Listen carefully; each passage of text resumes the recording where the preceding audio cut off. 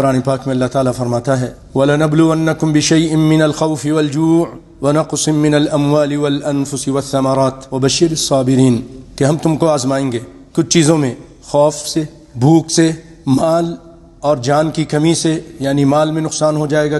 کبھی جانوں میں نقصان ہوگا، لوگ مریں گے، تمہارے رشتہ دار، تمہارے عزیز و اقارب یا دوست احباب، والثمرات پھلوں میں نقصان پہنچے گا، کبھی یہ آزمائش اللہ کی طرف سے، کبھی کھیتیاں جل جاتی ہیں، کبھی تباہ ہو جاتی ہیں، کبھی سیلاب میں ڈوب جاتی ہیں۔ وبشر الصابرین، اس کے بعد اللہ نے فرمایا کہ خوشخبری ہے صبر کرنے والوں کے لیے، بلا پر صبر کرنے والوں کے لیے جنت کی خوشخبری ہے۔ الذین اذا اصابتهم مصیبہ، وہ لوگ جب ان کو کوئی مصیبت پہنچتی ہے تو کیا کہتے ہیں؟ قرآن نے کہا، تعلیم دے رہا ہے، مصیبت کے وقت کوئی بھی خبر پہنچے، کوئی مصیبت کی بات تم تک پہنچے، قالوا انا للہ و انا الیہ راجعون، یہ نیک لوگ کہتے ہیں انا للہ و انا الیہ راجعون، کہ یہ مال چلا گیا تو کیا ہے، ہم بھی اللہ کے ہیں، ہم بھی لوٹ کے اللہ کے پاس چلے جائیں گے۔ تو فرمایا آگے اولئک علیہم صلوات من ربہم، یہی لوگ ہیں جو ایسا مصیبت کے وقت اللہ کا ذکر کرتے ہیں، استرجاع کرتے ہیں، انا للہ پڑھتے ہیں، اللہ کو یاد رکھتے ہیں، صبر کرتے ہیں۔ اولئک علیہم صلوات من ربہم، یہ لوگ ہیں کہ ان کے لیے مغفرت ہے۔